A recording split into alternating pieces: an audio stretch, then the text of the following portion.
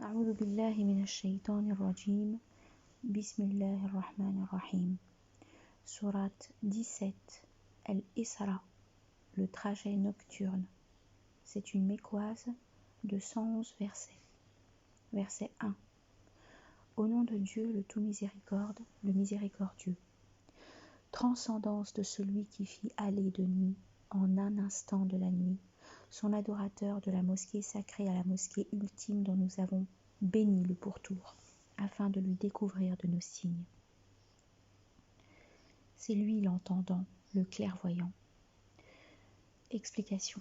Dieu chante sa gloire pour son omnipotence sans limite. L'adorateur dont il s'agit est l'envoyé alayhi salatu wassalam. La mosquée sacrée, c'est la mosquée de la Mecque.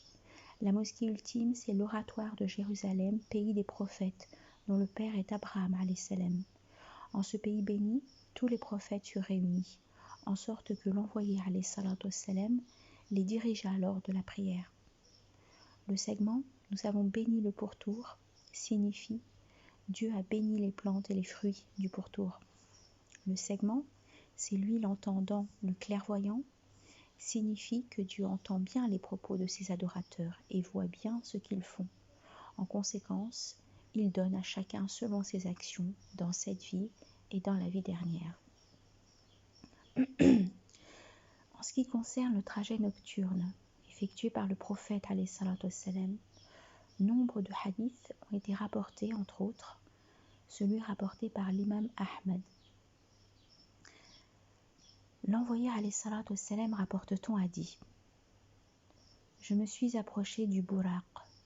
C'est une monture blanche qui n'est ni un âne ni un mulet. Et je l'ai monté. Il me conduisit jusqu'à Bayt al-Maqdis. Là, j'attachai la monture à l'anneau où d'habitude les prophètes attachaient leur monture. Je suis entré et j'y ai accompli 2 rak'as, puis je suis sorti. Gabriel m'apporta alors une coupe de vin et une autre de lait. Je choisis le lait. Sur ce, Gabriel dit: C'est bien, tu as pris la prime nature. Puis il m'emmena en direction du ciel inférieur. Là, il demanda d'ouvrir. Qui es-tu, dit-on? Gabriel. Et qui est avec toi? Mohammed. Vient-on de le convoquer? Oui, on vient de le convoquer. On nous ouvrit, et voilà que je rencontrai Adam. Il me salua et invoqua du bien pour moi. Puis, il nous prit en direction du 2e ciel. Là, Gabriel demanda d'ouvrir. Qui es-tu? dit-on. Gabriel. Et qui est avec toi? Mohammed.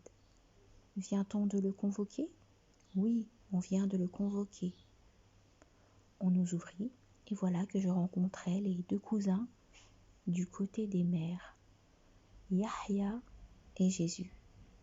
Ils me saluèrent et invoquèrent du bien pour moi. Puis, il nous prit en direction du 3e ciel. Là, Gabriel demanda d'ouvrir. Qui es-tu, dit-on? Gabriel. Et qui est avec toi? Mohammed. Vient-on de le convoquer? Oui, on vient de le convoquer. On nous ouvrit, et voilà que je rencontrai Joseph, avec la part de beauté qui lui a été donnée. Il me salua et invoqua du bien pour moi.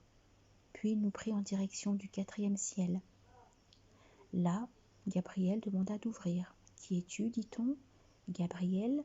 Et qui est avec toi? Mohammed. Vient-on de le convoquer? Oui, on vient de le convoquer. On nous ouvrit, et voilà que je rencontrai Idriss. Il me salua et invoqua du bien.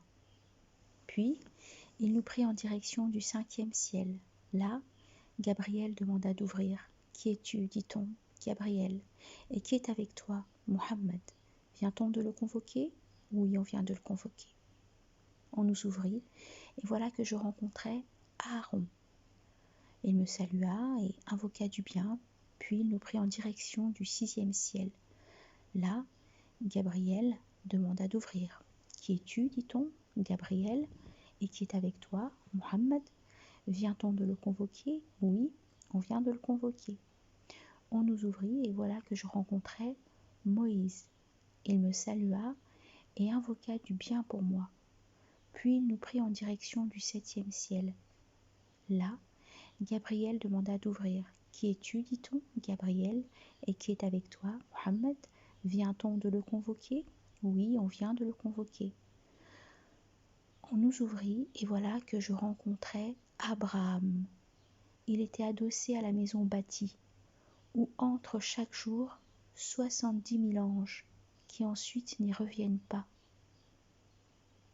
Après quoi, il m'emmena à Sidrat el-Muntaha. Ses feuilles sont comme les oreilles d'éléphant. Aucun décret de Dieu ne peut en faire la description tellement cela est beau. Dieu me révéla ce qu'il me révéla. Il m'a prescrit 50 prières pour le jour et la nuit. En descendant, quand je suis arrivée auprès de Moïse, celui-ci m'a dit « Qu'est-ce que ton maître t'a prescrit pour ta communauté ?» 50 prières pour le jour et la nuit, ai-je dit. « Retourne auprès de ton maître, m'a-t-il dit. Demande-lui un allègement pour ta communauté. Ta communauté ne pourra pas cela. J'ai déjà éprouvé les fils d'Israël. Alors je suis retournée auprès de mon maître et je lui ai dit « Oh mon maître, un allègement pour ma communauté. » Dieu m'en a ôté 5 prières et je suis descendue. Quand je suis arrivée auprès de Moïse, celui-ci m'a demandé « Qu'est-ce que tu as fait ?» Il m'a ôté 5 prières, lui ai-je dit. Ta communauté ne pourra pas cela, m'a-t-il dit. Retourne auprès de ton maître et demande-lui allègement. Et je suis restée à aller et venir entre Moïse et mon maître, qui m'en ôtait 5 prières après 5 prières, de sorte qu'il m'a dit enfin « Mohammed, ce sont là 5 prières pour le jour et la nuit. Chaque prière équivaut à 10. Ainsi, elles seront 50 prières. De plus, celui qui se décide à faire une action bonne et qu'il ne la fait pas, il lui sera inscrit une bonne. S'il l'a fait, alors 10 lui seront inscrites. Celui qui se décide à faire une action mauvaise, puis ne la fait pas, elle ne lui sera pas inscrite. Et s'il l'a fait, il lui sera inscrit une seule action mauvaise. Puis je suis descendue, et quand je suis arrivée auprès de Moïse, je l'en informai. Il me dit « Retourne auprès de ton maître et demande-lui allègement pour ta communauté. Ta communauté ne pourra pas cela. » Je lui dis alors « Je suis tellement retournée auprès de mon maître que j'en ai honte. » Az-Zuhri dit « L'envoyé alayhi salatu wassalam fit le trajet nocturne bien avant l'exil. Il le fit éveiller et non en rêve. D'abord, de la Mecque à Jérusalem. Il prit pour monture le bouraq. Arrivé sur les lieux, il attacha la monture devant la porte, puis, pour saluer la mosquée, il entra accomplir 2 rak'ahs en direction de sa qibla. Ensuite, il s'engagea sur une sorte d'échelle montant au ciel. Il parvint au ciel inférieur, puis le reste des 7 cieux. Dans chaque ciel, il fut accueilli par ses rapprochés. Il salua les prophètes qui y se trouvent dans les cieux, chacun selon son rang, son degré. Dans le 6e ciel, il rencontra Moïse alayhi salam et dans le 7e, Abraham alayhi salam. Puis il atteignit un niveau où il entendit le bruit des plumes, celles qui inscrivent ce qui se prédestine pour ce qui existe. Puis il vit la plante de l'extrémité. Là, il vit Gabriel alayhi salam dans sa réalité, avec ses 6 ans ailes. Il vit un rebord vert faisant barrage le long de l'horizon. Il avait vu la maison bâtie à laquelle s'adossait Abraham, alayhi salam, le constructeur de la maison terrestre.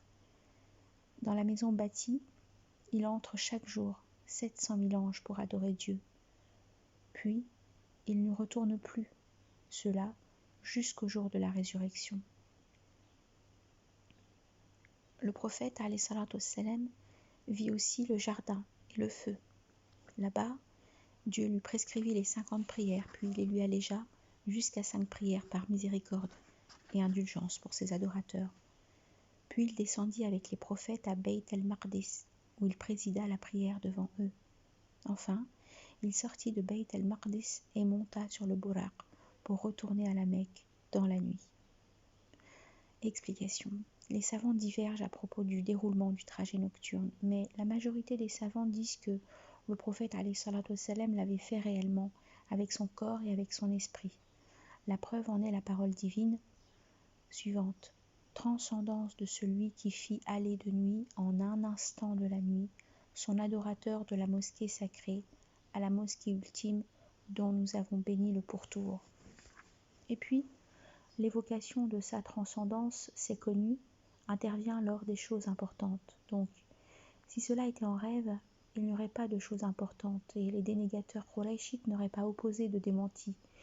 Et il n'y aurait pas abjuration de la part de certains Qurayshites après avoir embrassé l'islam. De plus, l'individu est un ensemble d'esprit et de corps. Ceci est bien clair dans le verset. En outre, dans l'explication du segment, et la vision que nous t'avons manifestée, c'était seulement pour les mettre à l'épreuve. Ibn Abbas dit, c'est bien avec la vue des yeux que l'envoyé alayhi salatu wassalam a vu tout cela dans la nuit du trajet nocturne. En outre encore, Dieu dit, son regard n'a pas dévié, non plus qu'outrepassé. Et la vue fait partie, c'est connu, du corps et non de l'esprit. Enfin, les récits transmis sur le hadith du trajet nocturne concordent tous sur ce point. Le récit de Omar ibn Khattab, celui de Ali ibn Mas'ud, Abu Dhar, Malik ibn Sa'sa'a, Abu Huraira, Abu Sa'id, Ibn Abbas, etc. Versets 2 et 3. À Moïse aussi nous avons conféré le livre. Nous en fîmes guidance pour les fils d'Israël. Ne vous donnez hors de moi nul répondant. Ô la descendance de ceux qui avec Noé nous avons transportés. Il fut un adorateur très reconnaissant. Explication. Après avoir cité le trajet nocturne de son envoyé alayhi salatu wassalam, Dieu cite Moïse alayhi salam. C'est que Dieu procède souvent ainsi. Il cite souvent ensemble Muhammad alayhi salatu wassalam et Moïse alayhi salam, le Coran et la Torah. Le livre dont il s'agit est la Torah. Le pronom en renvoie à livre. Le segment nous en fîmes guidance pour les fils d'Israël signifie nous fîmes du livre un guide.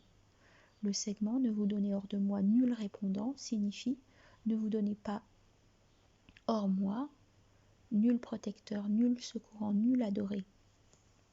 Le segment ô la descendance de ceux qui avec Noé nous avons transportés signifie ô vous les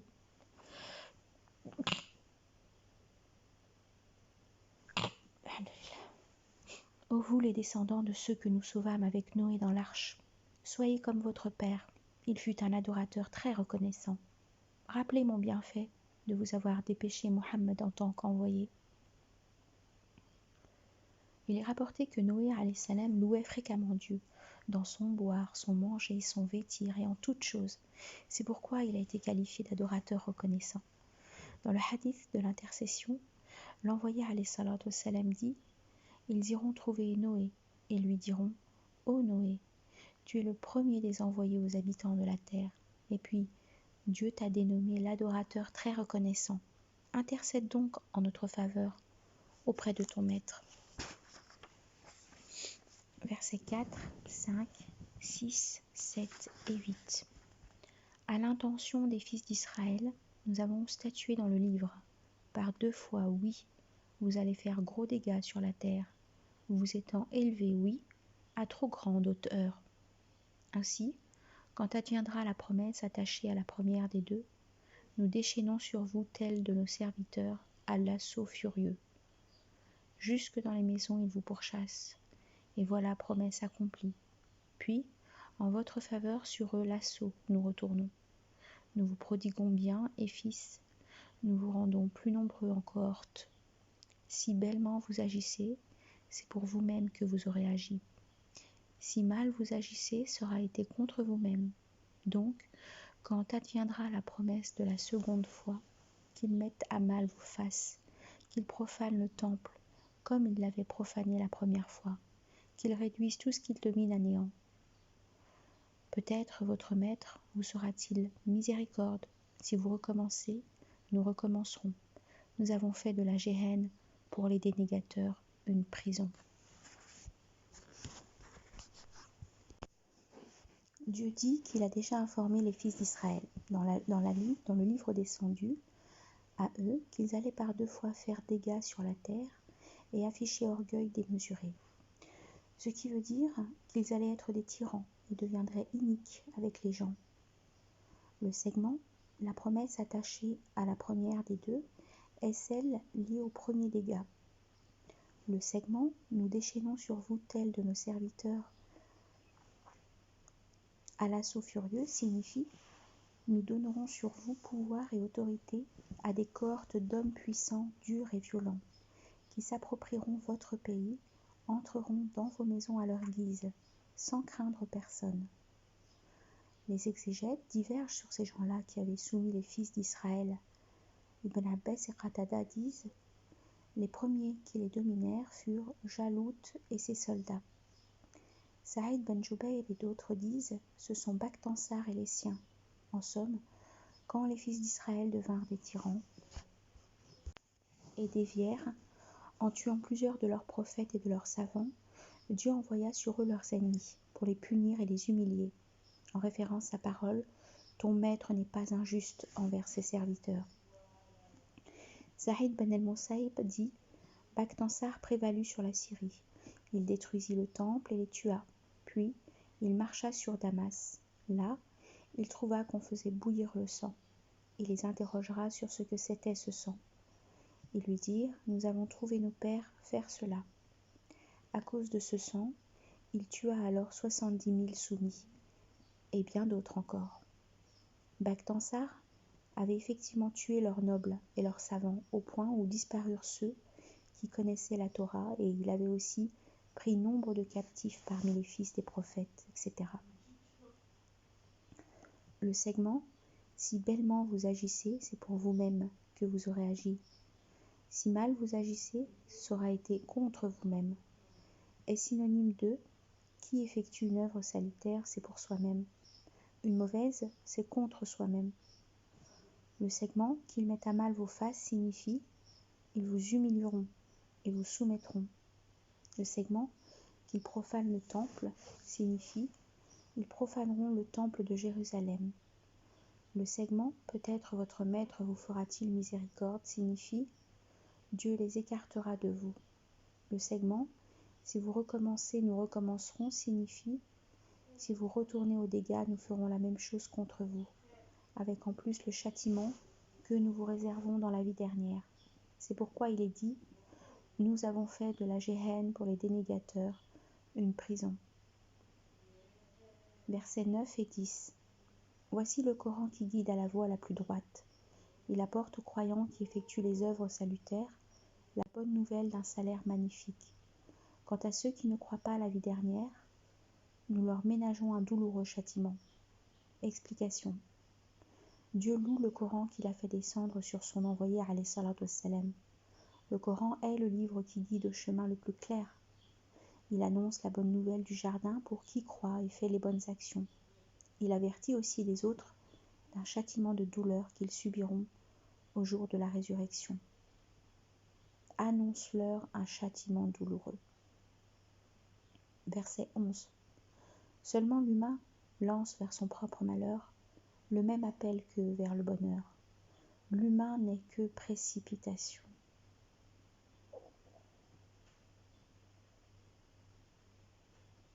Explication. Dieu informe sur la précipitation de l'homme.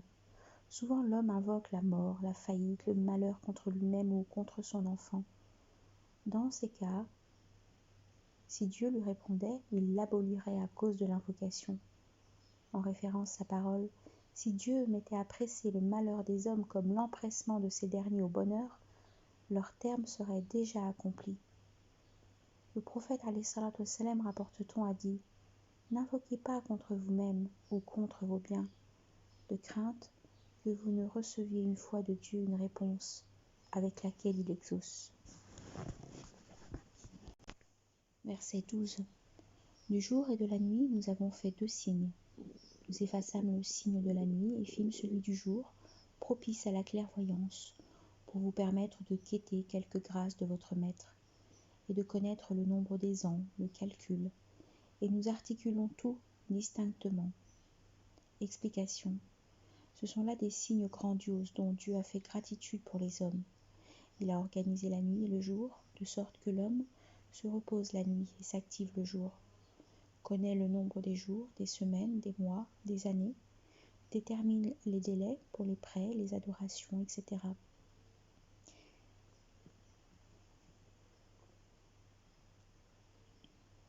En référence, cette parole dit « Qu'en pensez-vous ?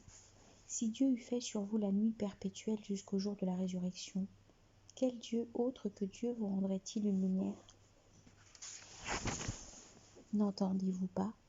C'est lui qui a mis la nuit et le jour en alternance pour l'homme désireux de méditer ou désireux de remercier. De qui relève l'alternance de la nuit et du jour ? Il enroule la nuit sur le jour et le jour sur la nuit. Lui qui fend l'obscurité pour la naissance du jour, fait de la nuit une quiétude, et le soleil et la lune avec un compte précis, et cela par détermination du Tout-Puissant, du Connaissant. Explication. Et puis Dieu a donné à la nuit une indication pour être connue.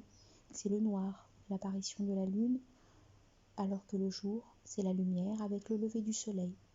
En référence, cette parole, c'est lui qui a fait du soleil un flamboiement, de la lune une lumière, qu'il mesure en stations pour vous faire connaître le nombre des ans et le calcul. Dieu n'a créé tout cela que dans le vrai. Il t'interroge sur les lunaisons, dit « Ce sont des jalons du temps à l'usage des hommes et pour le pèlerinage ». Ibn Abbas dit « La lune illuminait comme le soleil. La lune est le signe de la nuit et le soleil le signe du jour. Nous effaçâmes le signe de la nuit, c'est-à-dire la noirceur se trouvant sur la lune. » Versets 13 et 14. Chaque humain, nous lui attachons au cou son lot. Nous lui en tirons au jour de la résurrection un livre qu'il trouvera déployé. Lis ton livre. Il suffit de toi-même en ce jour comme comptable. Explication. Le segment « Chaque humain, nous lui attachons au cou son lot » parle des actions faites par l'individu, qu'elles soient bonnes ou mauvaises. En référence à parole, qui aura fait un atome de bien le verra, qui aura fait un atome de mal le verra, sans avoir sur lui un surveillant toujours prêt, alors qu'il y a sur vous des gardiens généreux pour inscrire vos actions qu'ils connaissent si bien. Donc toute action, fût-elle infime, est inscrite et bien gardée. Le prophète alayhi salatu wassalam, rapporte-t-on, a dit « Assurément, tout lot d'un humain est attaché à son cou. » Le segment « Nous lui en tirerons au jour de la résurrection un livre qu'il trouvera déployé » signifie « Nous lui regrouperons toutes ses actions dans un livre propre à lui et nous le lui donnerons le jour de la résurrection. S'il est un bienheureux, il le tiendra de la main droite. S'il est un misérable, il le tiendra dans la main gauche. Ce jour-là, il lira, ainsi que d'autres, le contenu de son livre. Il y trouvera toute son œuvre, du début de sa vie jusqu'à la fin. » En référence à ces paroles, en ce jour où l'homme reçoit l'annonce de ce qu'il a soit avancé, soit ajourné. C'est pourquoi il est dit « Lis ton livre, il suffit de toi-même en ce jour comme comptable. » Ce jour-là, chacun lira son livre, l'analphabète comme l'instruit. Le prophète alayhi salatu wassalam, rapporte-t-on, a dit « Il n'y a pas d'action d'un jour sans que Dieu ne la scelle. » Quand un croyant tombe malade, les anges disent « Notre maître, ton adorateur un tel, tu l'as immobilisé. » Alors le maître dit « Scellez-lui son action jusqu'à ce qu'il guérisse ou meure. » Verset 15. Qui bien se guide le fait pour soi-même, qui s'égare le fait de son propre dam. À nulle porteuse n'incombe la charge d'autrui. Aussi bien, ne châtions-nous qu'une fois des péchés un envoyé. Explication. Dieu informe sur le sort de l'action de chacun. Ainsi, tout humain qui suit le vrai triomphera d'une bonne destination. Celui qui s'égare du chemin de la vérité ne devra blâmer que lui-même. Le segment « à nulle porteuse n'incombe la charge d'autrui » signifie personne ne porte le péché de quelqu'un d'autre. Chacun porte la charge de ses péchés à lui. En référence, nulle porteuse ne porte la charge d'une autre. Si la trouvant lourde, elle appelle pour qu'on la lui porte, en rien n'en sera-t-elle déchargée. Ce segment ne contredit en rien le segment, sûr qu'ils seront chargés de leur pesanteur et d'autres pesanteurs en plus des leurs. Et le segment, de sorte qu'ils porteront leur charge entière au jour de la résurrection, avec en outre une part de la charge de ceux qu'ils auront égarés sans la moindre science. Ceux qui appellent à l'égarement ont à leur charge le péché de s'être égarés, le péché d'avoir égaré un autre. Et puis cela résulte de la justice de Dieu, ainsi que de sa miséricorde pour ses serviteurs. Le segment, aussi bien ne châtions-nous qu'une fois dépêché un envoyé, signifie, informe en tout cas sur la justice de Dieu. En effet, Dieu ne châtie personne qu'après l'établissement de la preuve, qui est l'envoi d'un envoyé, en preuve ses paroles. Chaque fois qu'une troupe y est jetée, ses gardiens lui demandent « Personne ne t'était donc venu vous donner l'alarme ?» Ils disent « Mais si, il nous est venu un donneur d'alarme, seulement nous l'avons démenti. » Et les gardiens leur disent « Les envoyés de chez vous ne vous ont-ils pas donc énoncé des signes de votre maître et vous donné l'alarme quant à la rencontre de ce jour bien vôtre ?» Eh oui, disent-ils, mais la parole de tourment accable les dénégateurs, inéluctables. Mais n'avons-nous pas assez prolongé votre âge pour que pût souscrire au rappel qui voulait bien se rappeler, d'autant qu'une sommation vous est venue? Alors savourez, pour les iniques, point de secourant. Verset 16. Quand nous voulons abolir une cité, nous commandons à ses délicats. Ils se livrent à la scélératesse. La parole s'avère inéluctable, et nous détruisons cette cité de fond en comble. Explication. Ce verset suscite des avis divers. Selon des exégètes, Dieu décrète un décret inéluctable pour les scélérats comme il est dit dans « Notre décret survient de nuit ou de jour. Quant à Dieu, il ne prescrit pas la turpitude. » Ainsi donc, Dieu les met en service pour commettre l'abominable et par conséquent mériter le châtiment. Selon d'autres exégètes, Dieu leur ordonne de se conformer à ses prescriptions, mais eux, ils commettent l'abominable, de sorte qu'ils mériteront le châtiment. Ibn Abbas dit « Les mauvais se rendent maîtres de la cité, et ils commettent les désobéissances. Et quand ils perpètrent cela, Dieu les abolit par le châtiment. C'est cela sa parole. Ainsi, dans toute cité, avons-nous placé ces criminels des chefs. »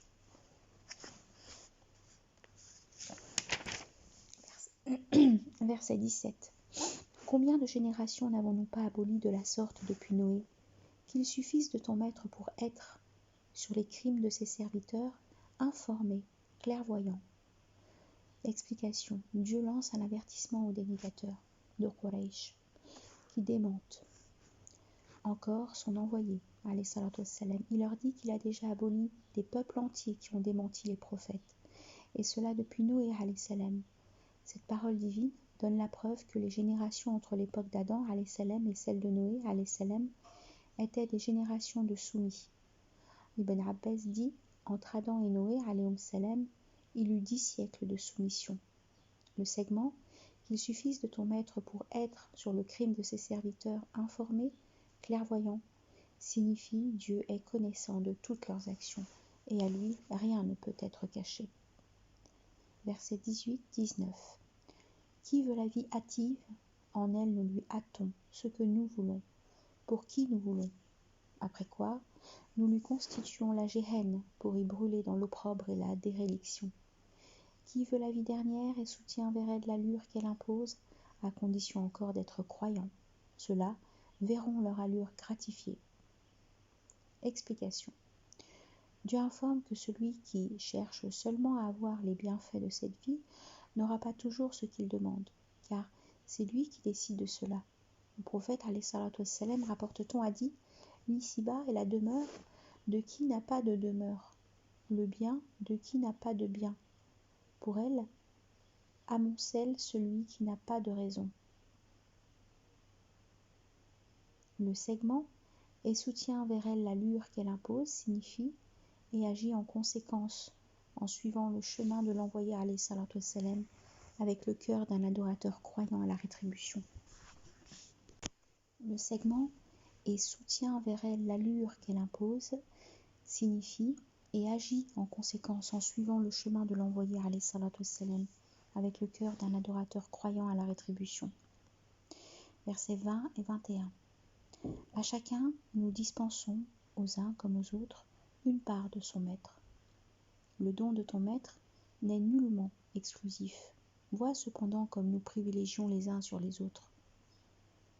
Eh bien, la vie dernière comporte des degrés plus amples et plus d'écart dans l'octroi du privilège. Explication. Dieu informe que c'est lui le pourvoyeur qui distribue, sans iniquité aucune. Il donne à qui veut la vie hâtive, comme à qui veut la vie dernière.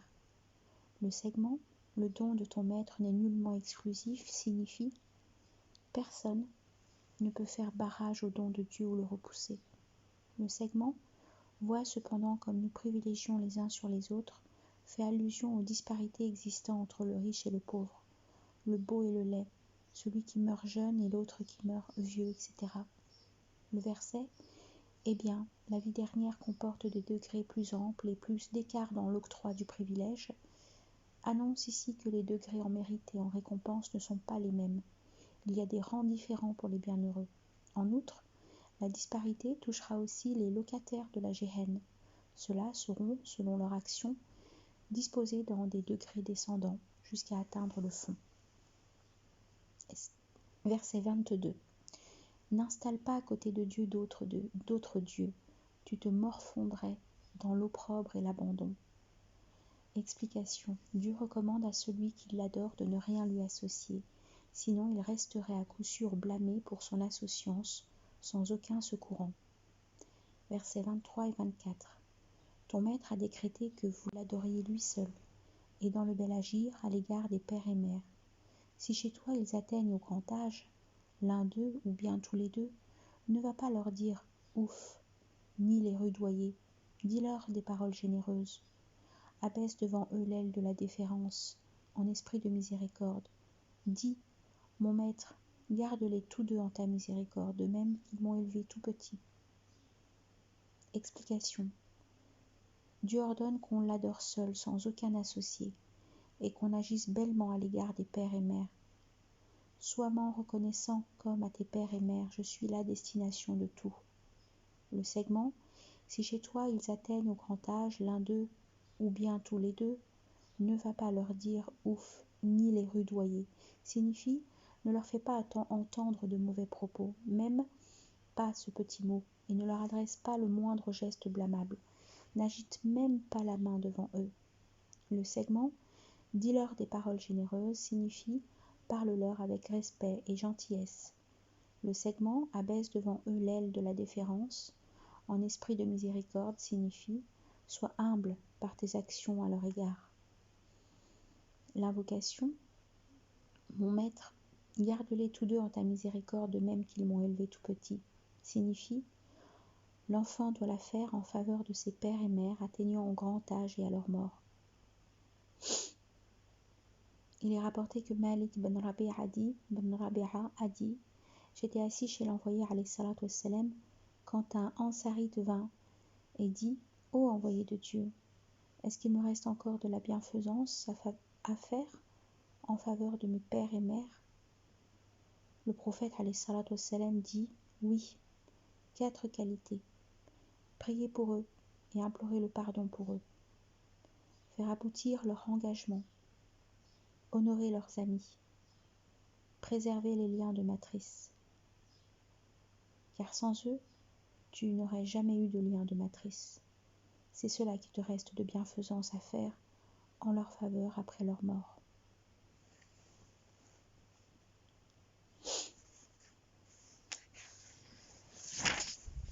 Verset 25. Votre maître connaît le fond de votre âme quand vous vous montrez bon, mais au vrai repentant, il est tout pardon. Le segment, votre maître connaît le fond de votre âme quand vous vous montrez bon, concerne l'homme qui ne veut avec cela que le bien, selon Saïd ben Jubayr. Le segment « Mais au vrai repentant il est tout pardon » signifie « Dieu l'est à celui qui commet un péché puis se repent » ou qui retourne de la désobéissance à l'obéissance. Versets 26, 27, 28. Donne à tes proches leurs droits, mais aussi aux pauvres, aux fils du chemin, et cela sans prodigalité prodigue. Les prodigues sont frères de Satan, et puis Satan a été ingrat envers son maître. Si tu t'écartes d'eux, désirant une miséricorde de ton maître, que tu espères, au moins, tiens leur langage de douceur. Explication. Après avoir cité le bel agir envers les pères et mères, Dieu enchaîne sur le bel agir envers les proches, le pauvre, le fils du chemin, c'est le voyageur. En ordonnant la dépense, Dieu condamne le gaspillage. La bonne mesure étant bien appréciée. En référence, cette parole, ceux qui, lorsqu'ils font dépense, ne se montrent ni prodigues ni ladres. Le segment, car les prodigues sont frères de Satan, c'est-à-dire qu'ils lui ressemblent. La prodigalité est une dépense non fondée sur un droit, selon Ibn Mas'ud.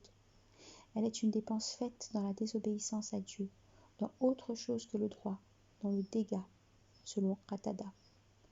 Le verset 28 signifie « Si l'un des concernés par ce droit te le demande, et que tu ne peux le lui donner, promets-lui avec bonté et gentillesse de le lui remettre dès l'attribution de Dieu venu. » Versets 29 et 30. Ne garde pas la main entravée à ton cou, et ne l'ouvre pas non plus trop large, ce qui t'exposerait ou au blâme ou la déchéance. Ton maître épand l'attribution sur quiconque il veut, ou la mesure. Il est sur ses adorateurs informés, clairvoyants. Explication. Dieu ordonne d'être économe dans notre mode de vie, condamne l'avarice, proscrit la prodigalité. Le segment « Ne garde pas la main entravée à ton cou et ne l'ouvre pas non plus trop large » signifie « Ne sois pas un avare qui ne donne rien à personne et ne sois pas non plus un dépensier qui donne plus que ses capacités. » Le segment « Ce qui t'exposerait ou au blâme ou à la déchéance » signifie « Si tu es avare, on te blâmera, et si tu es dépensier, tu te retrouveras sans aucune chose à dépenser. » Le prophète, alayhi salatu wassalam, rapporte-t-on, a dit « Il n'y a pas de jour où les serviteurs se réveillent sans que 2 anges descendent du ciel, l'un disant « Dieu donne compensation à celui qui fait dépense. » Versets 29 et 30. Ne garde pas la main entravée à ton cou, et ne l'ouvre non plus trop large, ce qui t'exposerait ou au blâme ou à la déchéance. Ton maître épand l'attribution sur quiconque il veut, ou la mesure. Il est sur ses adorateurs informés, clairvoyants. Explication. Dieu ordonne d'être économe dans notre mode de vie, condamne l'avarice, proscrit la prodigalité. Le segment « Ne garde pas la main entravée à ton cou et ne l'ouvre pas non plus trop large » signifie « Ne sois pas un avare qui ne donne rien à personne et ne sois pas non plus un dépensier qui donne plus que ses capacités. » Le segment « Ce qui t'exposerait ou au blâme ou à la déchéance » signifie « Si tu es avare, on te blâmera, et si tu es dépensier, tu te retrouveras sans aucune chose à dépenser. » Le prophète, alayhi salatu wassalam, rapporte-t-on, a dit « Il n'y a pas de jour où les serviteurs se réveillent sans que 2 anges descendent du ciel, l'un disant « Dieu donne compensation à celui qui fait dépense », l'autre disant « Dieu donne avarie à celui qui retient. » Le segment « Ton maître épand l'attribution sur quiconque il veut, ou la mesure. » Informe que c'est Dieu qui pourvoit et donne à qui il veut selon sa sagesse. Le segment « Il est sur ses adorateurs informés, clairvoyants » signifie que Dieu sait bien qui mérite la richesse et qui mérite la pauvreté. Verset 31. Ne tuez pas vos enfants par crainte de la pénurie. À nous de leur octroyer comme à vous subsistance. Les tuer, c'est pure abomination. Explication. Ce verset donne la preuve que Dieu est plus miséricordieux envers les hommes que le père envers son enfant. Dieu défend de tuer les enfants comme il prescrit le droit à l'héritage à l'enfant, le droit d'hériter à l'enfant. À l'époque paganique, la fille n'avait pas droit à l'héritage. De plus, elle risquait d'être tuée par crainte d'être trop à la charge de son père. Le segment « les tuer, c'est pure abomination » signifie que c'est un péché très grave que de les tuer. Ibn Mas'ud dit « Ô envoyé de Dieu, ai-je dit, quel est le péché le plus grave ? Quand tu donnes à Dieu un égal supposé alors que c'est lui qui t'a créé. Et puis quoi, ai-je dit, quand tu tues ton enfant par crainte qu'il mange avec toi. Et puis quoi, ai-je dit, quand tu forniques avec l'épouse de ton voisin. » Verset 32. N'approchez pas de la fornication, c'est une infamie, une voie funeste. Explication. Ce verset interdit formellement la fornication. Elle est un péché très grave. Le prophète alayhi salatu wassalam, rapporte-t-on, a dit « Au-delà de l'associance, il n'y a pour Dieu de péché plus grave que le fait qu'un homme dépose une goutte de sperme dans une matrice qui ne lui est pas licite. » Verset 33. Ne tuez pas la personne.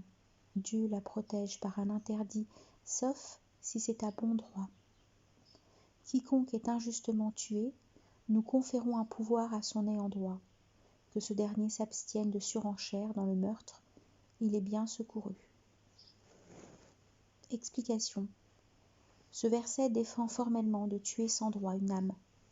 Le prophète alayhi salatu wassalam, rapporte-t-on, a dit « N'est pas licite le sang d'un être musulman attestant qu'il n'est de Dieu que Dieu et que Mohammed est l'envoyé de Dieu, sauf dans 3 cas, l'âme pour l'âme, le fornicateur marié, celui qui abandonne sa religion, qui se sépare de la communauté. » Il est aussi rapporté que le prophète alayhi salatu wassalam a dit « La disparition de l'ici-bas est peu importante que le meurtre d'un musulman. » Le segment « Quiconque est injustement tué, nous conférons un pouvoir à son ayant droit » signifie l'ayant droit a le choix entre donner la mort ou pardonner au meurtrier en acceptant le prix du sang, ou lui pardonner tout court. Le segment que ce dernier s'abstienne de surenchère dans le meurtre signifie l'ayant droit ne doit pas dépasser les limites en tuant par exemple un proche du meurtrier ou en massacrant le meurtrier pendant l'exécution. Le segment il est bien secouru signifie l'ayant droit est secouru légalement et par la prédestination. Versets 34 et 35. N'approchez le bien de l'orphelin que de la plus belle sorte, tant qu'il n'a pas atteint sa force adulte. Soyez fidèles à l'engagement, car l'engagement entraîne la responsabilité. Au mesurage, complétez la mesure, ne pesez que sur droite balance. Ce n'est que meilleur pour vous, et d'incidence plus belle. Explication. Le segment « N'approchez le bien de l'orphelin que de la plus belle sorte, tant qu'il n'a pas atteint sa force adulte » signifie ne disposer du bien de l'orphelin que pour le contentement. En référence à cette parole, rendez-leur leur bien sans l'avoir mangé en dissipation pour prévenir leur majorité. Le segment « Soyez fidèles à l'engagement car l'engagement entraîne la responsabilité » signifie soyez fidèles à vos contrats et vos engagements avec les gens, car il vous en sera demandé des comptes. Le segment au mesurage, complétez la mesure, ne pesez que sur droite balance. On ne doit pas frauder ou tricher dans nos activités de commerce. Le segment ce n'est que meilleur pour vous et d'incidence plus belle signifie agir ainsi est plus utile dans la vie d'ici-bas et dans la vie dernière. Verset 36. Ne dis pas ce dont tu n'as pas connaissance. L'audition, la vue et le cœur. De ces 3 choses-là, on est responsable. Explication. Le segment « Ne dis pas ce dont tu n'as pas connaissance » signifie « N'accuse personne de ce que tu n'as aucune connaissance » selon Al-Aoufi. Ne dis pas « J'ai vu » alors que tu n'as rien vu. Ne dis pas « J'ai entendu » alors que tu n'as rien entendu. Ne dis pas « Je sais » alors que tu ne sais pas, car Dieu t'interrogera sur cela, selon Qatada. Évitez l'excès de conjecture. Une part de la conjecture est péché. Le prophète alayhi salatu wassalam, rapporte-t-on, a dit « Celui qui prétend avoir vu un seul rêve, on lui imposera, le jour de la résurrection, de s'asseoir entre 2 graines de blé, et il ne pourra pas le faire. Le segment, de ces 3 choses-là, on est responsable.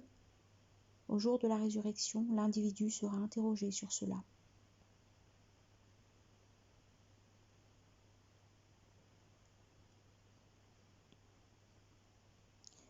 Versets 37 et 38. Ne marche pas sur la terre avec ostentation. Tu ne pourrais la fendre, par plus qu'égaler en hauteur les montagnes. En tout cela, ce qui constitue chose mauvaise est détesté de ton maître. Explication. Dieu défend à ses adorateurs de marcher orgueilleusement, comme le tyran. Haroun, informe Dieu, était sorti dans sa plus belle parure pour se faire voir avec ostentation par son peuple. Alors Dieu le fit engloutir, lui et sa maison, dans les profondeurs de la terre. Le prophète alayhi salatu wassalam, rapporte-t-on, a dit « Celui qui se comporte avec humilité avec Dieu, Dieu l'élève, et alors il est humble en son âme, grand dans les yeux des gens. » Le verset 38 est lié à ce qui est dit du verset 23 au verset 37. Donc ce qui est déclaré mauvais dans ces versets est détesté de Dieu. Verset 39. Tous ces principes s'inscrivent dans ce que ton maître t'a révélé de la sagesse. Alors n'installe pas à côté de Dieu un autre Dieu, tu serais jeté dans la géhenne, livré à l'opprobre et à la déréliction. Explication. Dieu s'adresse à son envoyé alayhi salatu wassalam ainsi qu'à toute la communauté des croyants. Ce que nous te commandons là où t'en défendons est une partie de ce que nous te révélons à l'intention des hommes. Alors, ne donne surtout pas des divinités à Dieu, de crainte d'être jeté dans la géhenne, banni de tout bien, et là, tu ne blâmeras que toi-même. Verset 40. Votre maître vous aurait-il privilégié par des fils, en se réservant les anges pour filles? Vous proférez là une énormité. Explication. C'est là un démenti très clair adressé aux associants qui prétendent ce mensonge. Ces derniers ont prétexté que les anges sont des filles, puis ont prétendu qu'elles étaient les filles de Dieu, et leur ont ensuite voué l'adoration. Ainsi, ils avaient commis le plus grave péché. En référence à cette parole, ils disent « Le tout miséricorde s'est donné un enfant ». Ici, vous vous portez à l'abominable, presque de quoi faire les cieux se fendre, la terre s'entr'ouvrir, les montagnes tomber en décombres. Ils attribuent au tout miséricorde un enfant, alors qu'il est inconcevable que le tout miséricorde s'en donnât. Quiconque est aux cieux et sur la terre vient au tout miséricorde en adorateur. Il les dénombre, fait leur compte, et tous viendront à lui, le jour de la résurrection, individuellement. Verset 41. Dans ce Coran, nous modulons le discours afin de porter les hommes à méditer, mais cela ne fait qu'aviver leurs dissentiments. Explication. Le segment « Dans ce Coran, nous modulons le discours afin de porter les hommes à méditer » signifie « Nous y modulons les menaces afin qu'ils réfléchissent sur l'épreuve, les édifications et qu'en conséquence ils cessent toute associance et toute fabulation. » En référence à ces paroles, dans ce Coran, nous tirons à l'intention des hommes modulation de toute semblance. Le segment, mais cela ne fait qu'aviver leurs dissentiments, concerne les iniques d'entre les hommes qui réagissent négativement à cela pour aggraver encore leur aversion du vrai. Versets 42-43. Dit, s'il y avait avec lui des dieux, comme on l'allègue, alors il chercherait un accès auprès du possesseur du trône. À sa transcendance, il est au-dessus de leurs allégations. Le verset, explication. Le verset dit, s'il y avait avec lui des dieux, comme on l'allègue, alors il chercherait un accès auprès du possesseur du trône. Signifie, Mohammed, dis à ces associants qui me donnent des associés et qui les adorent, pour que ces derniers les rapprochent de moi, dis-leur, si cela était vrai, comme vous l'alléguez, ces dieux auraient adoré Dieu et auraient cherché un moyen pour le contenter. Alors vous, faites comme le feraient ces dieux, car Dieu déteste qu'on mette entre lui et les hommes un intermédiaire qu'on adore. Le verset 43 proclame que Dieu est le plus haut, il est le transcendant, l'unique. Verset 44. Les 7 cieux le glorifient, et la terre et leurs habitants. Il n'est aucune chose qui par la louange ne le glorifie. Seulement, vous ne comprenez pas leur glorification. Il est toutefois longanime, tout pardon. Explication. Dieu informe que toute la création l'exalte, cieux, terre, habitants. Seulement, les hommes sont incapables de comprendre ces exaltations. Le prophète ﷺ rapporte-t-on a dit à des hommes assis sur leur monture: montez les scènes et laissez les scènes, ne les prenez pas pour des chaises lors de vos discours sur les routes et dans les marchés. Peut-être qu'une monture est mieux que son cavalier, est plus expansive que lui dans le rappel de Dieu. Il est aussi rapporté que le prophète ﷺ a dit: ne vous informai-je pas sur une chose que Noé ﷺ avait recommandée à son fils? Il lui avait dit: fils, je te recommande de dire transcendance à Dieu, car c'est la prière des créés, la glorification des créés.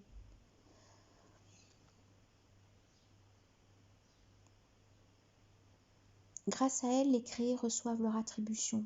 Le segment « il n'est aucune chose qui, par la louange, ne le glorifie » signifie « le pilier glorifie l'arbre glorifie ». Selon Ikrima, le grincement de la porte est la glorification de celle-ci. Le murmure du ruisseau est la glorification de celui-ci. Selon un autre avis, le segment « il est toutefois longanime » tout pardon signifie Dieu ne précipite pas sa punition sur les désobéissants. Il lui donne ajournement. Si le désobéissant persiste dans sa dénégation et son entêtement, Dieu le saisit pour ne plus le lâcher. Mais s'il décolle de la dénégation et se repent, Dieu lui accorde son pardon. En référence ces paroles, à combien de cités n'avais-je pas accordé de sursis malgré leur iniquité? Que de cités n'avons-nous pas détruites pour leur iniquité?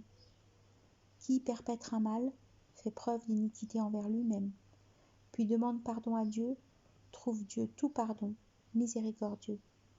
Si Dieu tenait rigueur aux hommes de leur iniquité,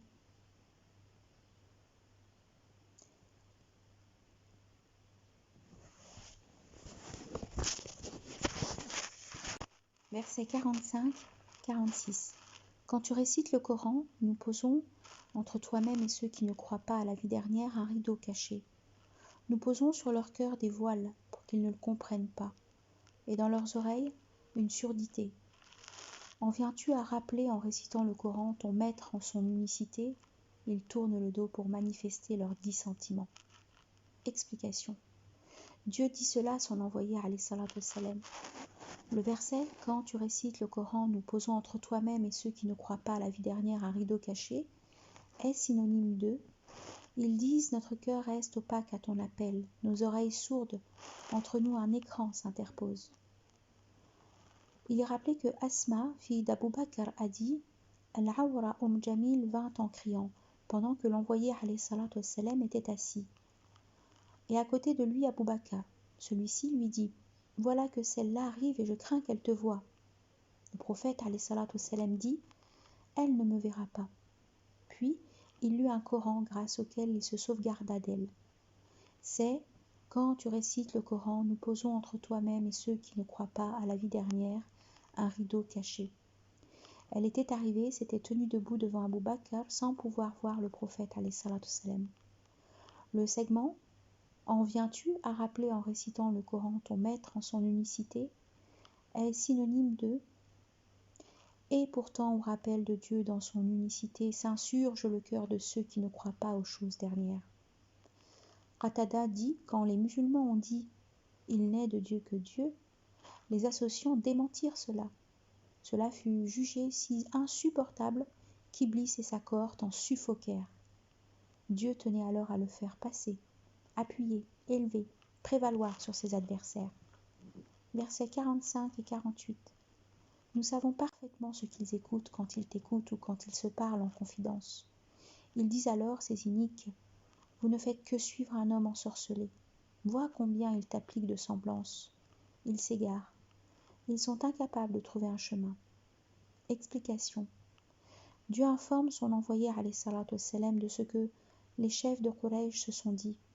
quand ils sont venus secrètement entendre sa récitation du Coran. Ils avaient dit que le prophète alayhi salatu wassalam n'était qu'un homme ensorcelé. C'est pourquoi il est dit « Vois combien il t'applique de semblances ». Le segment « Ils s'égarent, ils sont incapables de trouver un chemin » signifie « Ils ne se guident pas au vrai, ils n'en trouvent pas une issue ».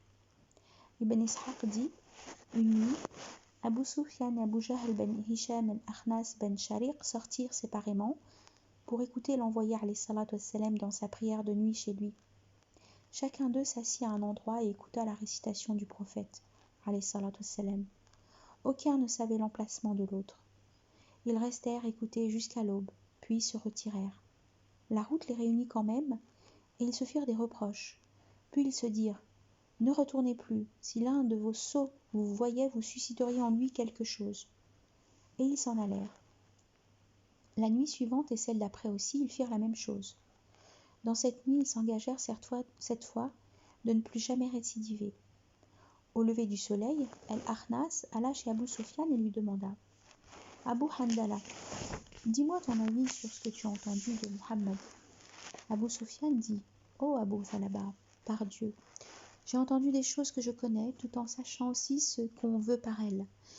Et j'ai entendu des choses dont je ne connais ni la signification, ni ce qu'on veut par elles. » Al-Akhnas dit alors « Par celui sur qui tu as juré, moi aussi j'ai entendu comme toi. » Puis il sortit et alla chez Abu Jahl.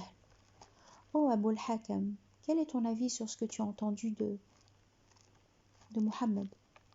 dit-il. « Qu'est-ce que tu as entendu ?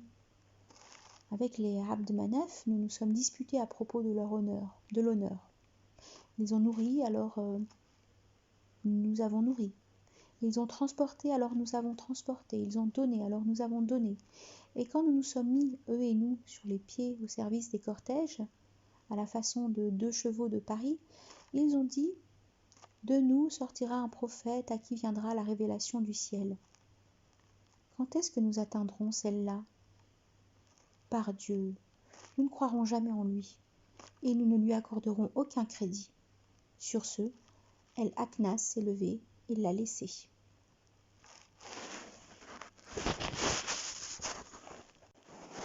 Versets 49, 50, 51, 52. Ils disent « Alors, quand nous ne serons plus qu'ossements et détritus, ou on nous ferait ressurgir d'une création nouvelle ?